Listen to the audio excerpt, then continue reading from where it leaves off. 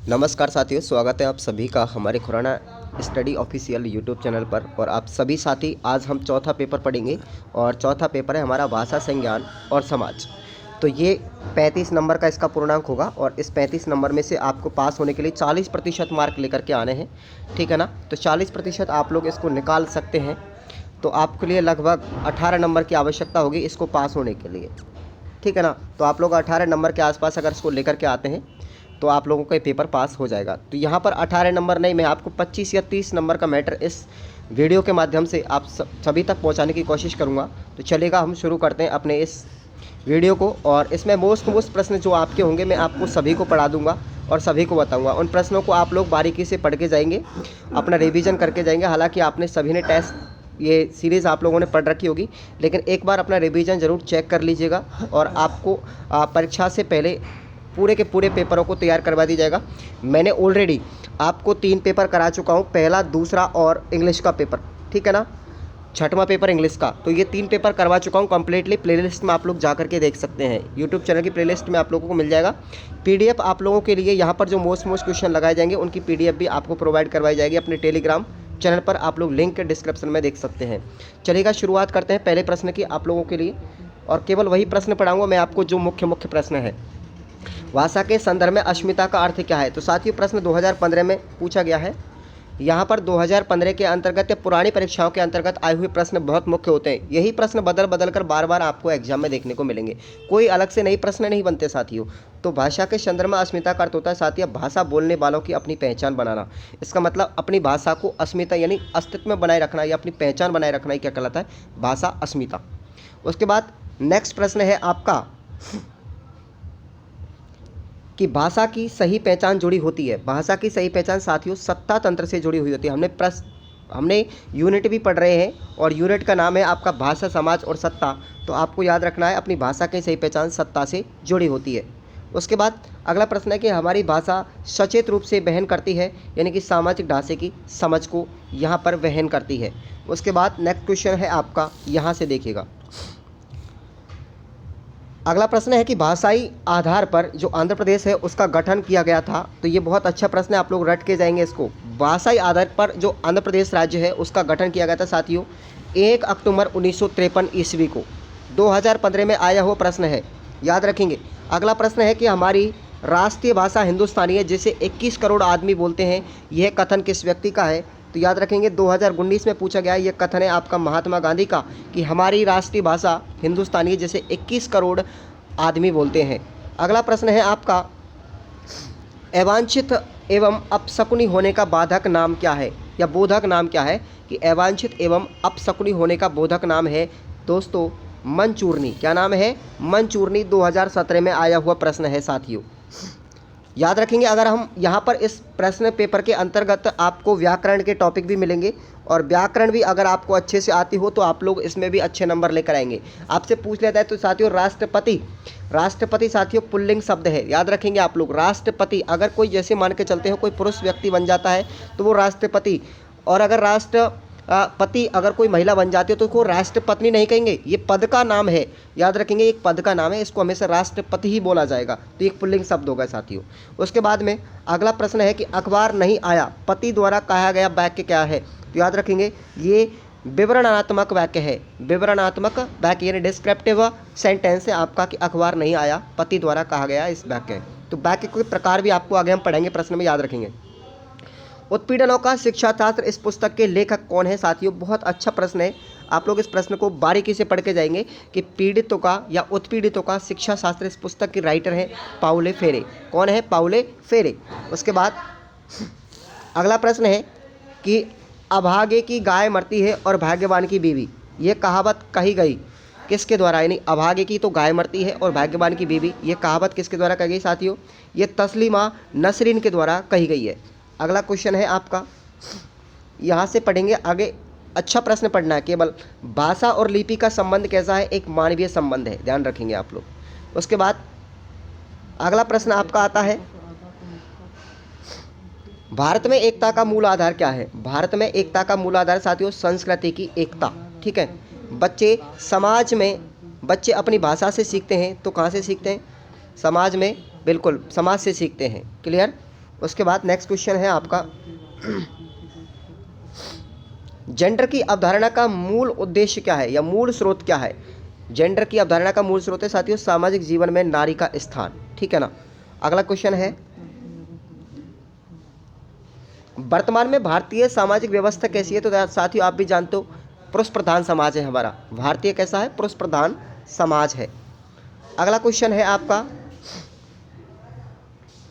ये देखिए, ये प्रश्न भी पूछा गया है एक बार कि हिंदी भाषी प्रदेश नहीं है, तो यहाँ पर हिंदी भाषी प्रदेश साथियों गुजरात नहीं है, हरियाणा, दिल्ली, बिहार यहाँ पर बोली जाती है। उसके बाद मान्य मान मैं तेरा मेहमान कहावत का अर्थ क्या है? तो जबरन सिर पड़ने, जबरन से सिर पड़ना, ज़बरदस्ती गले पड़ना, यानी कि मान्य मान मैं तेरा मेहमान, ज़बरदस्ती से रिश्ता बनाना। तो यहाँ पर आपसे व्याकरण भी पूछी जाएगी। हथियार डालना, हथियार डालने मुहावरे का अर्थ है साथियों हार मान लेना, हार मान लेना, हथियार नीचे डाल देते हैं, ठीक है ना। तो यहाँ पर आपसे व्याकरण के प्रश्न भी पूछे जाएंगे। अब उसके बाद में मैं आपको चलता हूँ कुछ छोटे और कुछ बड़े प्रश्नों की तरफ। तो 8वीं अनुसूची के अंतर्गत साथियों याद रखना, 8वीं अनुसूची के अंतर्गत संविधान में शामिल करने की मांग क्यों उठाई जा रही है? 8वीं अनुसूची को, तो ये राजस्थानी भाषाओं का जितना भी आपको मैं बता दूं, 8वीं अनुसूची के अंतर्गत भाषाओं का उल्लेख किया गया है। मूल संविधान के अंतर्गत 14 भाषाओं को रखा गया था, और वर्तमान के अंतर्गत अगर हम बात करते हैं तो वर्तमान में 22 भाषाओं का उल्लेख हमारे भारतीय संविधान की सूची के अंतर्गत 8वीं अनुसूची में उल्लेखित है।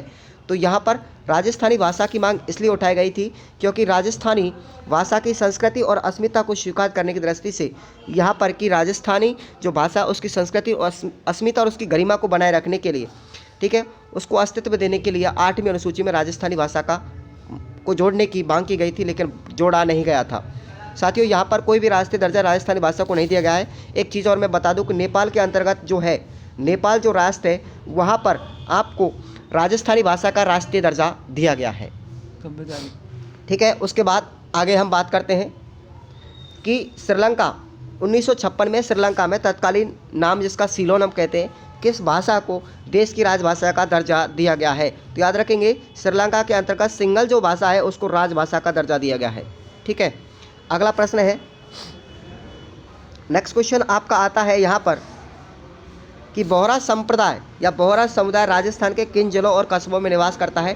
तो याद रखेंगे यहाँ पर बोहरा संप्रदाय वो दक्षिण में, राजस्थान के दक्षिण के 2 जिले हैं डूंगरपुर और बांसवाड़ा, ठीक है ना। यहाँ के जिले इसमें गलियाकोट, सागवाड़ा और परतापुरा आदि कस्बों में बहुतायत मात्रा में निवास करते हैं बोहरा संप्रदाय के लोग।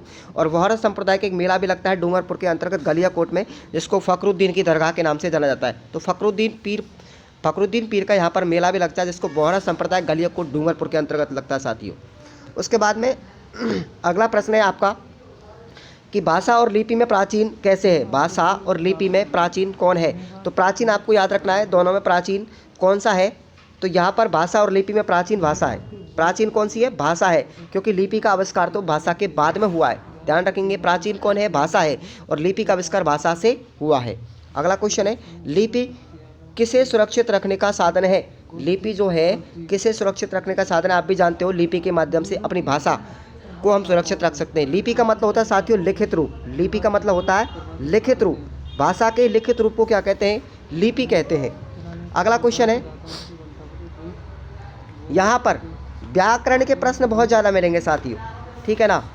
उसके बाद वर्ग किसे कहते हैं? वर्ग किसे कहते हैं? तो बेबर का कहना है कि वर्ग का निर्धारण शक्ति प्रतिष्ठा है, और गिडेंस का मानना है कि वर्ग एक बृहद स्तर के लोगों का समूह है, यह प्रतिष्ठा समूह है।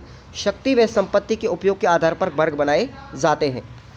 उसके बाद में यहाँ पर जेंडरीकरण, बहुत अच्छा प्रश्न है। जेंडरीकरण के बारे में आगे विस्तार से पढ़ेंगे। अगला प्रश्न आपको याद रखना है, भाषा के संदर्भ में अस्मिता का अर्थ क्या है?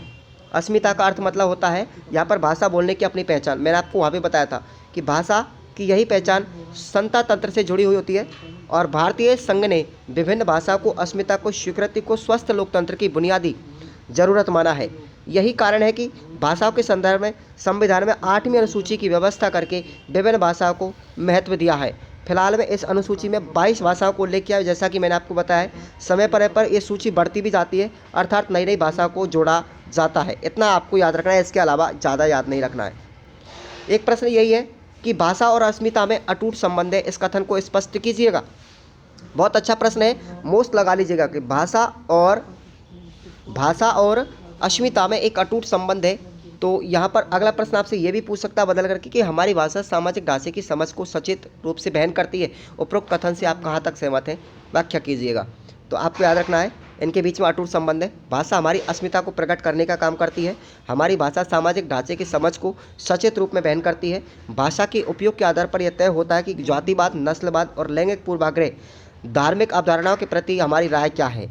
यानी कि हमारी भाषा अच्छी तरीके से प्रकट कर देती है हम निरंकुशवादी हैं, लोकतंत्रवादी या नस्लवादी, ये सारी की सारी बातें हमारी भाषा के माध्यम से झलकती हैं। तो इस तरीके से आपको इन प्रश्नों को पढ़ना है, ज़्यादा कुछ नहीं लिखना है, याद रखिएगा आप लोग। अगला प्रश्न है कि बहुत मोस्ट, इस प्रश्न को आप लोग बारीकी से पढ़ेंगे भाई, कि भाषा संप्रेषण का माध्यम ही नहीं व्यक्ति विशेष की पहचान भी है। इस कथन को अपने शब्दों में व्यक्त कीजिएगा। या फिर प्रश्न पूछ सकता है कि क्या भाषा शोषण का भी आधार है, भाषा के माध्यम से भी हम शोषण कर सकते हैं, उदाहरण द्वारा स्पष्ट कीजिएगा। बहुत अच्छा प्रश्न है, याद रखेंगे आप लोग कि भाषा सामाजिक व्यवस्था को बनाए रखने का एक विश्वसनीय और सफल साधन है, क्योंकि हम भाषा के बारे में सामाजिक और राजनीतिक ढंग से सभी कभी सोचते भी नहीं है, इसलिए हम भाषागत शोषण हमें दिखाई नहीं देता। अब यहाँ पर भाषा की बात करते हैं तो देखिएगा, मात्र संप्रेषण कोई अनुभूति, कोई प्रातःकाल वातावरण, पति का कथन है कि 7 बज रहे होंगे, अखबार नहीं आया, चश्मा रखा था कहीं, तो पति के ये कथन आदेशात्मक न होकर के विवरणात्मक कथन है, क्योंकि पत्नी इस बात को अच्छी तरीके से समझती है कि पति का दर्जा समाज में ऊंचा होता है, इसलिए उसके उपरोक्त कथनों पर सकारात्मक दृष्टिकोण रख करके आज्ञा का पालन करती है। तो इस तरीके से हमारा भाषा का शोषण भी होता है। ये एग्जाम्पल आपका हो गया। अब प्रश्न ये बहुत मोस्ट है, मैंने आपको बताया कि जेंडरीकरण प्रश्न को केवल यहाँ पर पढ़ना है। ये जेंडरीकरण कैसे कहते हैं या जेंडरीकरण के बारे में अपने विचारों को व्यक्त कीजिए, ठीक है ना। तो ये प्रश्न आप लोगों को पढ़ना है, आएगा प्रश्न एग्जाम में। मानव समाज में पुरुष और स्त्रियां समान रूप से रहती हैं, इन्हीं से परिवार पोषित होता है, वंश और परंपरा पीढ़ी दर पीढ़ी चली जाती है, और समाज ही व्यक्ति को परंपरा सिखा करके उसका सामाजिकरण करता है, परंतु समाज को सिखाने की परंपरा जेंडर पर आधारित होती है। लड़के को सदैव ताकतवर बनाया जाता है तथा उसे वहीं पर कार्य सिखाया जाता है जो पुरुष उचित होता है। यानी कि हमारा समाज पुरुष प्रधान समाज है। लड़कियों को हम नकारात्मक दृष्टि से देखते हैं, जबकि पुरुषों को यानी बच्चों को, जो हमारे लड़के होते हैं, उनको हम सकारात्मक दृष्टि से देखते हैं।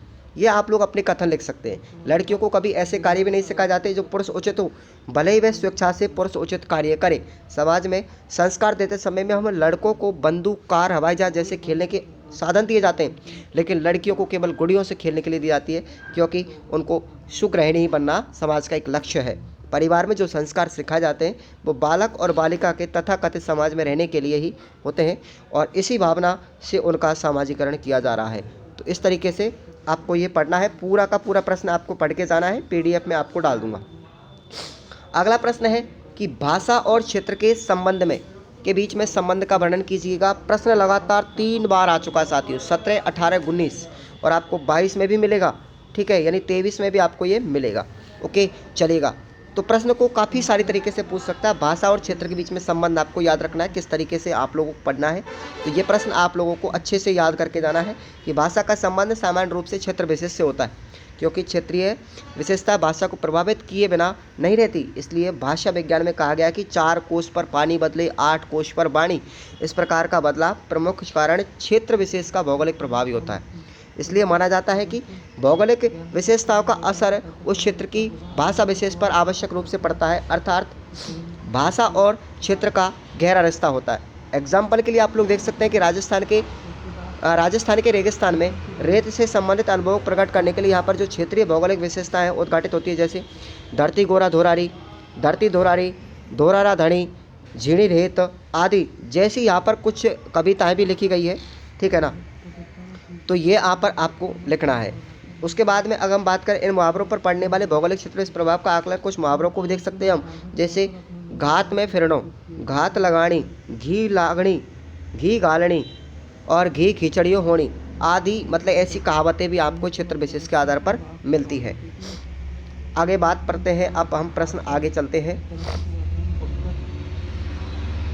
अगला प्रश्न आपका आता है मुख्य रूप से, ये प्रश्न देखिएगा 16, 17 और 18 भाषा और लिपि पर टिप्पणी। मैंने आपको जैसा छोटा बताया, आप छोटा भी याद रख सकते हैं और बड़ा भी आप लोग इसको भी याद रख सकते हैं। भाषा और लिपि के बारे में मुख्य रूप से इस पॉइंट को आप लोग याद रख करके जाना। उसके बाद में अगला प्रश्न है कि पितृसत्तात्मक व्यवस्था में महिलाओं पर नियंत्रण रहता है, इसके कारण क्या है, या पितृत्मक समझता को बढ़ावा देने वाली संस्थाओं का उल्लेख कीजिएगा।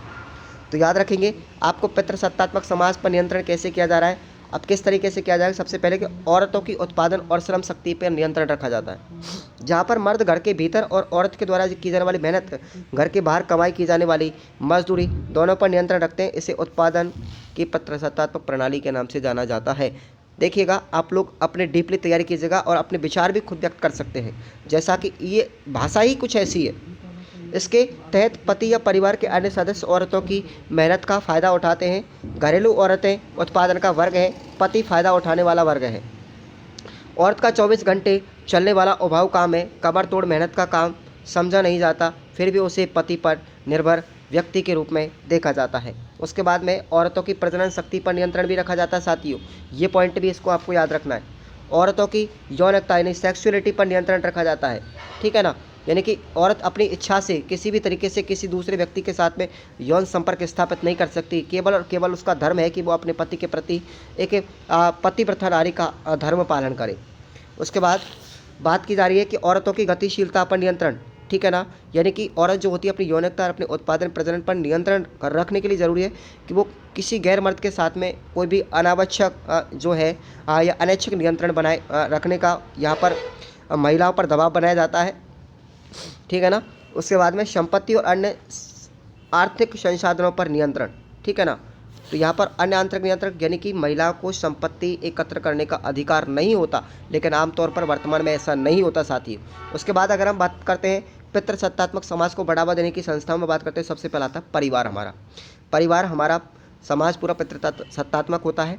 तो उसमें कुछ बुनियादी सिस्टम ऐसे तरीके से रखे जाते हैं कि परिवार के अंतर्गत लड़कियों को नीचा और पुरुषों को ऊंचा यानी लड़कों को ऊंचा दर्जा दिया जाता है कि जो लड़कियां होती हैं केवल अपनी गृहिणी के रूप में कार्य करेंगी और लड़कों को पढ़ा करके वो अच्छी डिग्रियां दिला देते हैं, लेकिन लड़कियों को नहीं दिला पाते हैं। तो ये भी हमारे परिवार का कारण है साथियों, ठीक है ना। यहाँ पर काफ़ी विद्यालयों के अंतर्गत भी ऐसा होता है। उसके बाद में अब प्रश्न आता है आपका ये, लिपि की उत्पत्ति और उसके ऐतिहासिक विकास का वर्णन कीजिएगा। बहुत मोस्ट प्रश्न है, याद रखेंगे इस प्रश्न को आप लोग वेरी मोस्ट लगा देगा। मतलब आप प्रश्न इसमें से आप लोग 30-40 प्रश्न भी पढ़ के जाएंगे तो आपका अच्छी से आराम से आपका ये पेपर फाइट हो जाएगा, ठीक है ना। ये लिपियों के प्रकार है साथियों, ठीक है ना। तो ये लिपियों के प्रकार आप सभी को याद रखना है। उसके बाद में आती है भाषा की प्रकृति और स्वरूप, अपनी सेकेंड यूनिट है। अब इसमें देखते हैं मुख्य प्रश्न आपको कौन कौन से याद करने हैं। भाषा अर्जित करने की क्षमता क्या कहलाती है, जन्मजात होती है साथियों, मनुष्य के अंतर्गत भाषा अर्जित करने की क्षमता, ठीक है ना। उसके बाद अगला प्रश्न है, हर भाषा कैसी होती है, एक भाषा होती है कोई नियमबद्ध भाषा होती है, याद रखना। और उसके बाद अगला प्रश्न है आपका कि भाषा की संरचना में क्या क्या चीज़ शामिल होती है। तो याद रखेंगे शब्दकोश और व्याकरण। भाषा की दृष्टि से इंसान के कब वयस्क हो जाता है, तो 4 वर्षों के अंदर 4 वर्ष का बच्चा जो होता है पूरी तरीके से भाषा को अपने आप में नियंत्रण करने लग जाता है। हालांकि उसे व्याकरण का ज्ञान नहीं होता, फिर भी वो अपने आप में भाषा बोलने लग जाता है। उसके बाद में अगला प्रश्न है कि ये कथन आपको याद रखना है कि इंसान को तेज़ी से प्रति गढ़ने वाले की संज्ञा दी है, वो लेंगर साहब ने दी है। किसने दी है, लेंगर साहब ने दी है। अगला प्रश्न है, दुनिया की सभी भाषाएं नियमबद्ध होती है, ये भी आपको पता है। उसके बाद में ध्वनि नियम के लिए सुप्रसिद्ध है, ध्वनि नियम के लिए प्रसिद्ध है। उपयुक्त कथन साथियों याद रखना ग्रासमन का है, किसका है, ग्रासमन का है। अगला प्रश्न है, किसी भी भाषा में 20 स्वर ध्वनियाँ अधिकतम होगी, जबकि न्यूनतम कितनी हो सकती है, 3। न्यूनतम कितनी हो सकती है, 3, याद रखना है इसको भी। आम भाषाओं में ध्वनियों की संख्या कुल मिलाकर के कितने तक होती है, तो 50 से 60 होती है, ठीक है ना। उसके बाद अगला कि भाषा की इकाई क्या है, तो याद रखना है आपको भाषा की सबसे छोटी इकाई वाक्य है, ठीक है ना। और उसके बाद अगला प्रश्न है कि वाक्य संरचना का आधार, तो यहाँ पर वाक्यों के प्रकार भी हम पढ़ेंगे आगे चल के, ठीक है ना। उसके बाद नेक्स्ट प्रश्न आपका आता है, चलिएगा इसमें कोई खास प्रश्न है नहीं ऐसे। तो यहाँ पर अब आपको देखेंगे, यहाँ पर मुख्य प्रश्नों को पढ़ना केवल। तो देखिएगा एक बच्चे के स्वाभाविक भाषा विकास के लिए कौन सी दो बातों का होना आवश्यक है? दो बातें जरूरी है। पहली बात तो भाषा का उपयुक्त सानिध्य मिले और दूसरा उसको भाषा के लिए सीखने का परिवेश मिले। अंग्रेजी और हिंदी के वाक्यों में मुख्य अंतर क्या होता है कि हिंदी में क्रिया होती है और क्रिया का स्थान वाक्य के अंत में होता है, जबकि अंग्रेजी में वाक्य के मध्य में होती है क्रिया। जैसे आप लोग पढ़ते हैं राम विद्यालय जाता है, तो जाता शब्द लास्ट में आ गया ना, बिल्कुल ठीक है ना, क्रिया का स्थान वाक्य के बाद में अंत में होता है। लेकिन Ram is going to school, तो यहाँ पर Ram is going to school, तो गोइंग यहाँ पर क्रिया बीच में आ रही है ना, तो क्रिया बीच में आएगी अंग्रेजी वाक्यों में। तो देखिए भाषा के कौन कौन से रूप मिलते हैं साथियों? भाषा के दो रूप मिलते हैं। कौन से? एक तो औपचारिक अनौपचारिक, दूसरा लिखित और मौखिक, ठीक है ना। उसके बाद मूल रूप से भाषा क्या है, तो इसका उपयोग हम कैसे करते हैं? तो मूल रूप से भाषा प्रतीकों की एक वाचिक व्यवस्था होती है, बोलने की एक मौखिक तरीका होता है। जब हम किसी चीज़ के बारे में बताना चाहते हैं तो भाषा का उपयोग उस चीज़ को बताने के बारे में करते हैं, ठीक है ना। उसके बाद में अगला प्रश्न है आपका, ध्वनि विज्ञान किसे कहते हैं?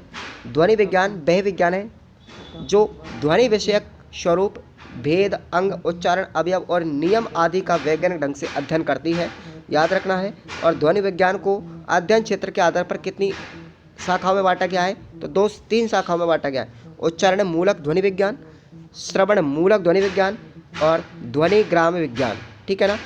उसके बाद में अक्षर और वर्ण के अंतर्गत क्या तात्पर्य? अक्षर और वर्ण का मतलब क्या होता है? अक्षर का मतलब होता है साथियों कि केवल और केवल एक अक्षर, जैसे ए आ आदि वागेंद्र द्वारा व्यक्त किया जाता है, तब ये ध्वनियाँ कहलाती हैं और इनके लिखित रूप को वर्ण कहते हैं। यानी कि जो ध्वनियों के लिखित रूप को क्या कहते हैं? वर्ण कहते हैं, ठीक है ना। आप निम्नानुसार भी परिभाषित कर सकते हैं। वर्ण या अक्षर उस मूल ध्वनि को कहते हैं जो कान का विषय है, जिसका हम खंडन नहीं कर सकते, ठीक है ना। उसके बाद वर्णमाला क्या होती है? तो वर्णमाला भी आपको परिभाषा याद रखनी है कि वर्णों के उच्चारण समूह को क्या कहते हैं? वर्णमाला कहते हैं। ओके, चलेगा। अगला प्रश्न आपका आता है यहाँ पर, भाषा की उत्पादकता किसे कहते हैं? तो भाषा की उत्पादकता प्रत्येक भाषा में कुछ सीमित ध्वनियों को विविध शब्द और उनके असीमित वाक्य बनाए जाते हैं, इसे ही भाषा की उत्पादकता कहते हैं, याद रखना है आपको। अगला प्रश्न है, वाक्य कब सार्थक संवाद कहलाते हैं? वाक्य कब सार्थक संवाद कहलाते हैं? कि जब वाक्य में आकांक्षा, सानिध्य और योग्यता का भाव होता है, तब वो सार्थक संवाद कहलाते हैं। अगला प्रश्न है, वैज्ञानिक भाषा के कौन कौन से गुण होते हैं? तो याद रखना, वैज्ञानिक भाषा सुनिश्चित, स्पष्ट, सुबोध और तर्कपुष्ट और क्लिष्ट शब्दावली में रचित होती है। अगला प्रश्न है कि कार्यालय पत्रों में किस भाषा का प्रयोग किया जाता है? तो साथियों औपचारिक भाषा का प्रयोग किया जाता है। ओके, अर्थ के आधार पर शब्द कितने प्रकार के होते हैं? दो प्रकार के होते हैं, सार्थक और निरर्थक शब्द। अगला प्रश्न है, ये देखिएगा, अगला प्रश्न आपका आता है यहाँ पर, ये लीजिए, बहुत मोस्ट प्रश्न है, थोड़ा बड़ा है लेकिन बहुत अच्छा है। भाषा अर्जन और भाषा अधिगम में क्या अंतर है? इनमें कौन सी चीज़ सामान्य है?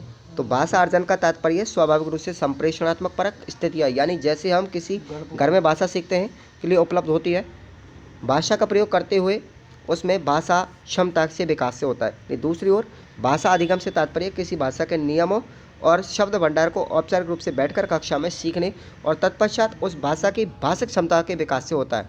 यानी हम दोनों का अगर जिक्र करें वैज्ञानिक क्रेशन के आधार पर, तो द्वितीय भाषा में क्षमता विकास के तरीकों के रूप में करते हैं, इससे कहते हैं भाषा अर्जन। और भाषा अधिगम कभी भी यदि समरूप नहीं है तो मिलती जुलती प्रक्रिया होती है। भाषा अर्जन के माध्यम से बच्चे अपनी प्रथम भाषा योग्यता विकसित करते हैं और यह एक अवचेतन प्रक्रिया है। भाषा सीखने वाले सामान्यतः इस भाषा से अनुभव होते हैं, वे भाषा सीख रहे हैं कि वे केवल इसी तथ्य से अवगत होते हैं कि भाषा संप्रेषण के लिए भाषा का उपयोग कर रहे हैं। हम सामान्यतः भाषा सीखते समय इसके नियमों को सीखने के लिए प्रति सचेत नहीं होते। तो ये प्रश्न आपको पढ़ के जाना है। अगला प्रश्न है आपका, लिखित भाषा के उद्देश्य, बहुत मोस्ट क्वेश्चन है, याद रखना साथियों। लिखित भाषा के उद्देश्य आपसे पूछ सकता है, क्या क्या उद्देश्य होते हैं? तो देखिएगा, वर्णों को ठीक और सुंदर बनावट लिखना सिखाना, सुंदर तथा सुडोल लेख का अभ्यास करवाना, शुद्ध वर्तनी का ज्ञान करवाना, छात्रों की वाक्य रचना के नियमों को अवगत करवाना, विराम चिन्हों का उचित उपयोग करने की शिक्षा देना, विद्यार्थियों में शब्द के विभिन्न रूपों के बारे में बताना और छात्रों के इस योग बनाने की प्रसंग अनुकूल और विषय अनुकूल भाषा का प्रयोग कर सके और विद्यार्थियों में तार्किक रूप से विचारों को व्यक्त करने की योग्यता, ठीक है ना। तो ये आपको सभी के सभी पढ़ने हैं। चलिए, प्रश्न बहुत मोस्ट प्रश्न है ये भी। ओके, क्या है कि अवधारणाओं की समझ का अर्थ उदाहरण द्वारा समझाइए। भाषा हम सबसे जहन में है, यानी कि हम सब भाषा बोलते हैं, अच्छी तरीके से समझते हैं। अवधारणाओं का ढांचा इस भाषा से बनता है और अपने अनुभवों के आधार पर हम अपने मानस में आए हुए चित्र को जीवंत बना करके ज्ञान को आगे बढ़ाते हैं। गणित, विज्ञान सभी में ऐसी अवधारणा है जो भिन्न भिन्न चीज़ों के स्वरूप को हमारे सामने उसी रूप में रख जाती है। जैसे पृथ्वी गोल है, यहाँ गोल की अवधारणा हमारे सामने स्वतः बन जाती है। जैसे रोटी, दो रोटी, तीन भाई, हम रोटी को दो भाई या तीन से जोड़ पाते हैं, तो 4 साल का बच्चा ये सब कर लेता है। तो इस तरीके से आपने भाषा को विकसित के रूप में लाना है। भाषा की विशेषता और उसके महत्व को व्यक्त कीजिए। देखिए, मैं प्रश्न बता रहा हूँ, बहुत अच्छे अच्छे हैं। उसके बाद भाषा की विशेषताओं को आपको बताना है सबसे पहले। उसके बाद अब विशेषता है, तो अब ये विशेषता देखिएगा, भाषा पैतृक संपत्ति नहीं है, इसके बारे में आपको लिखना है। अगला पॉइंट है, भाषा अर्जित संपत्ति है, पैतृक नहीं है, कैसी अर्जित है, हम समाज के माध्यम से इसको ग्रहण करते हैं, सीखते हैं, ठीक है। भाषा सामाजिक वातावरण से संबंधित है, ठीक है, हम समाज में रहकर के अपनी भाषा को सीखते हैं। भाषा का अनुकरण, अर्जन जो होता है अनुकरण द्वारा होता है, दूसरा बोलता है तो हम सीखते हैं, दूसरे के क्रियाकलापों के माध्यम से, क्रियाविधि के माध्यम से, वो क्या शब्द बोल रहा है, कैसी कैसी क्रियाविधि कर रहा है, उसके माध्यम से, यानी अनुकरण के द्वारा, प्रेक्षणात्मक के द्वारा हम सीखते हैं, ठीक है ना। उसके बाद अगला है कि भाषा गतिशील तथा परिवर्तनशील होती है, हम जिस स्थल पर भी जाते हैं अपनी भाषा को परिवर्तित कर लेते हैं, वहाँ की भाषा हम सीख लेते हैं। भाषा का कोई अंतिम स्वरूप नहीं होता, ठीक है ना, यानी कि भाषा का अंतिम स्वरूप कैसे नहीं होता कि भाषा कभी पूर्ण होती नहीं है, हम जिस समाज में रहते हैं वहीं की भाषा को हम सीख लेते हैं। तो ये पॉइंट आप लोगों को याद रखना है, ये भाषा के महत्व है कि भाषा का शिक्षा और ज्ञान का प्रमुख साधन है। भाषा विचार विनिमय सर्वोत्तम और सर्वोत्कृष्ट साधन होता है। उसके बाद सामाजिक जीवन की प्रगति में भी भाषा का बहुत महत्व योगदान होता है। उसके बाद व्यक्तित्व के निर्माण में भी भाषा का योगदान, ये सभी पॉइंट आपको रट के जाने हैं। उसके बाद भाषा राष्ट्र की एकता का आधार होती है, चिंतन व मनन का स्रोत होती है, और शिक्षा की प्रगति का आधारशिला होती है, और साहित्य एवं कला सांस्कृतिक सभ्यता का विकास होती है। भाषा की प्रकृति और उसके स्वरूप के बारे में विस्तार से विश्लेषण 17 में आया हुआ प्रश्न है। प्रश्न बहुत मोस्ट है, याद करके जरूर जाए इस प्रश्न को, ठीक है भाई, इसको याद कर लेना। चलेगा, अब हम बात करते हैं, इसको पढ़ देते हैं थोड़ा सा, कि भाषा की उत्पत्ति में मूल में इंसान को उपलब्ध वह प्राकृतिक भाषा है जिसके उपयोग से ध्वनि प्रतीकों की रचना करता है। इन्हीं प्रतीकों का उपयोग अभिव्यक्ति में होता है। भाषा के अस्तित्व में आने का पहला कदम ध्वनि प्रतीकों की रचना होती है। तो इस तरीके से अब देखो, भाषा प्रतीकों की वाचक व्यवस्था के रूप में, ठीक है। उसके बाद अगला पॉइंट है इसका कि भाषा में यादृच्छिकता के गुण का उपस्थित होना। भाषा नियमित संचालन व्यवस्था के रूप में होती है, ठीक है ना। उसके बाद अब आपसे पूछेगा वाक्य, प्रश्न मोस्ट है, याद रखना। आपसे व्याकरण में प्रश्न अगर पूछा जाएगा तो वाक्य से संबंधित आपसे वाक्य दिए जाएंगे। अब वाक्य जो होता है तो याद रखना, सार्थक समूह का शब्दों का वह समूह जो किसी न किसी माध्यम से अपने भाव को प्रकट करता है, वाक्य कहलाता है। वाक्य कई प्रकार के होते हैं, वाक्य कई प्रकार के होते हैं। क्रिया के आधार पर अगर हम बात करें तो देखो, क्रिया के आधार पर अर्थ की दृष्टि से और रचना या स्वरूप की दृष्टि से। अब हम बात करते हैं क्रिया की दृष्टि से, तो दो प्रकार के होते हैं, कर्तृवाच्य और कर्मवाच्य। कर्तृवाच्य, कर्मवाच्य, और तीसरा होता है अपना भाव्यवाच्य, ठीक है ना। तो ये आपको पढ़ना है। कर्तृवाच्य का मतलब क्या होता है, सुनिएगा। जब वाक्य की क्रिया कर्ता के अनुसार होती है, ठीक है, तब स्थिति में कर्तवाच्य होता है। कर्तवाक्य होगा यानी कि जब वाक्य के अंतर्गत क्रिया दी गई होगी, ठीक है ना। तो यह आपको देख, जैसे राम रोटी खाता है, सीता चावल खाती है, तो ये कर्तृवाच्य है, क्रिया दी गई है, मतलब ध्यान रखना। उसके बाद कर्म वाक्य, जब वाक्य में क्रिया कर्म के अनुसार चलती हो तो ऐसी स्थिति में कर्मणि वाक्य होते हैं। जैसे राम के द्वारा रोटी खाई गई, नहीं, राम के द्वारा, राम कर्म, ठीक है ना, तो इसके द्वारा। उसके बाद भाववाच्य, भाववाच्य का मतलब जब क्रिया कर्ता और कर्म दोनों के अनुसार नहीं चल करके एक वचन पुल्लिंग में चलती है, एक वचन पुल्लिंग में चलती है तो भाव होगा। जैसे मुझसे चलना नहीं आता। ओके, अगला प्रश्न है अर्थ की दृष्टि से। अगर हम बात करें तो अर्थ की दृष्टि से यहाँ पर कई प्रकार के होते हैं। देखिएगा आप लोग अर्थ की दृष्टि से कैसे आएंगे, कितने प्रकार के हैं जरा पढ़ेंगे। पहली चीज़ है कि विधिक वाचक वाक्य। विधिक वाचक वाक्य क्या होता है कि विधि वाक्यों को विधानार्थक वाक्य भी कहा जाता है। इन वाक्यों में कार्य करने का बोध होता है, जैसे प्रातःकाल हो गया, आकाश के पूर्वी क्षितिज पर सूर्य अभी उगा ही है। इन दोनों वाक्यों के कार्य होने की जानकारी मिलती है। प्रथम वाक्य में प्रातःकाल होने की और दूसरे वाक्य में सूर्य के उगने की। ऐसे वाक्य कहलाते हैं विधानार्थक वाक्य। ठीक है ना। उसके बाद निषेधात्मक वाचक वाक्य। निषेधात्मक वाक्य क्या होता है? जिन वाक्यों के द्वारा हम किसी भी का भी अभाव या निषेध सूचित होता है, यानी मना करने का अभाव होता है, निषेध मना करने का, उसको हम निषेधात्मक वाक्य कहते हैं। जैसे मैंने आज उसे नहीं देखा, नेगेटिव वर्ड पकड़ा जाएगा, इसमें ध्यान रखना। वह घर पर नहीं है। ठीक है। उसके बाद प्रश्नवाचक चिन्ह। यहाँ पर आपको प्रश्नवाचक चिन्ह में या वाक्य जो होते हैं उनमें आपको प्रश्नवाचक चिन्ह मिलेगा। ये सबसे बड़ी पहचान है बस। क्या, क्यों, कब, कैसे, ऐसे वाक्य भी बीच में मिलेंगे। उसके बाद आज्ञावाचक। इसमें एक व्यक्ति के द्वारा दूसरे व्यक्ति को आदेश, आज्ञा, उपदेश दिए जाते हैं। जैसे घर से बाहर निकल जाओ, आदेश दिया जा रहा है। प्रातःकाल उठ जाओ, ये आपको नियम दिए जा रहे हैं, उपदेश दिए जा रहे हैं। उसके बाद विस्मयवाचक वाक्य। तो विस्मयवाचक जैसे इसमें क्या होता है? आश्चर्य, घृणा, शोक वगैरह। जैसे आय हाय वो घोड़े से गिर गया, आय हाय उसने बच्चे को मार डाला, शाबाश तुमने दुश्मन को पछाड़ दिया, ऐसे वाक्य। उसके बाद संदेहवाचक वाक्य में ये कैसा होता है? जिन वाक्यों में संदेह और शक की अथवा संभावना की जानकारी मिलती है। जैसे तुमने उसे देखा होगा, संभावना है, उसने ऐसा कहा होगा। ठीक है। उसके बाद इच्छावाचक वाक्य। इच्छावाचक में अपनी इच्छा को प्रकट किया जाता है, शुभकामनाएं। जैसे भगवान तुम्हें दीर्घायु बनाए, परीक्षा में तुम सफल हो जाओ, ईश्वर सबका कल्याण करे। ठीक है। उसके बाद संकेतवाचक वाक्य। ठीक है ना। संकेतवाचक वाक्य ये कैसा होता है कि एक वाक्य दूसरे वाक्य की संभावना पर निर्भर होता है। जब वाक्य में संकेत अथवा शर्त दिया गया था, यदि वर्षा नहीं होती तो फसल सूख जाती, यदि तुम पढ़ते तो पास हो जाते, यदि आप नहीं आते तो मैं चला जाता। इस तरीके के वाक्य संकेतवाचक। उसके बाद रचना की दृष्टि से महत्वपूर्ण है। रचना की दृष्टि से महत्वपूर्ण है, कहीं से प्रश्न पूछा जाएगा। अब पहले पूछेंगे सरल वाक्य। सरल वाक्य कैसा होता है? जिसमें एक उद्देश्य और एक विधेय होता है, एक कर्ता और एक कर्म होता है। बस क्या होगा? पत्र लिखता है, राम पत्र लिखता है। ठीक है। मैंने समाचार पत्र में पढ़ा कि जयपुर में कर्फ्यू लगा हुआ है। ओके। उसके बाद प्रधान उपवाक्य। अब उपवाक्यों की बात करते हैं। सुविधा की दृष्टि से दो भेद किए गए। एक तो प्रधान उपवाक्य, जिसमें एक मुख्य उद्देश्य या मुख्य विधेय से बनने वाले उपवाक्य को प्रधान उपवाक्य कहते हैं। जैसे मैंने समाचार पत्र पढ़ा, ये प्रधान उपवाक्य है। और मिश्रित उपवाक्य कैसा होता है साथियों? याद रखेंगे, मिश्रित उपवाक्य की बात करें तो यहाँ पर गौण और गौण विधेय वाला प्रधान उपवाक्य। जैसे जयपुर में कर्फ्यू लगा है। ठीक है। ये क्या हो गया? इसमें जयपुर गौण उद्देश्य है और कर्फ्यू लगा हुआ है, तो गौण विधेय हो गया। ठीक है ना। उसके बाद मिश्रित वाक्य। मिश्रित वाक्य में क्या होगा? इस वाक्य में एक प्रधान उपवाक्य होगा, बाकी के सब अन्य आश्रित उपवाक्य होंगे। ओके। अब एग्जाम्पल की अगर बात करते हैं, आपको सुनकर प्रसन्नता होगी कि रमेश प्रथम परीक्षा में प्रथम आया है। तो यहाँ पर पहचान शब्द आपको याद रखने कि, जो, जब, तब, ये सब आएंगे इसमें मिश्र वाक्य में। उसके बाद संयुक्त वाक्य में इसमें क्या होंगे कि दो या दो से अधिक साधारण वाक्य या मिश्र वाक्यों का समावेश होता है। और एक योजक शब्द तथा और अथवा एवं ऐसे शब्द योजक के रूप में कार्य करेंगे।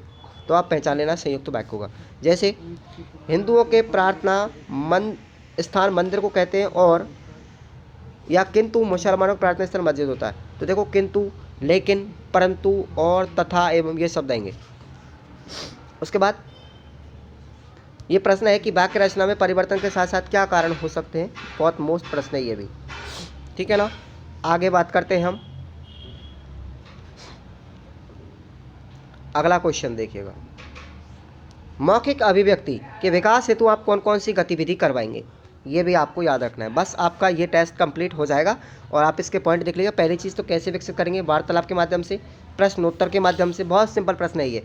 उसके बाद चित्र वर्णन के माध्यम से, स्वतंत्र प्रकाशन का अवसर में पॉइंट है ये। ठीक है ना। आपको पढ़ना होगा। अनुच्छेद या सार, पाठ का सार, वाद विवाद के द्वारा, भाषण के द्वारा, ठीक है ना, नाटक कला के द्वारा, कविता पाठ के द्वारा और अंताक्षरी प्रतियोगिता के द्वारा। ठीक है। और सहस्त्रवाचन के द्वारा। तो ये पॉइंट आप सभी को याद रख के जाना है और इनके बारे में विस्तार से लिख देना है। धन्यवाद साथियों। मिलते हैं अगले इसी आप लोग प्लेलिस्ट में जाएंगे, सारे के सारे पेपर मिलेंगे आपको वहीं पर। कंप्लीटली मुख्य प्रश्न आपको बता दिए जाएंगे। धन्यवाद।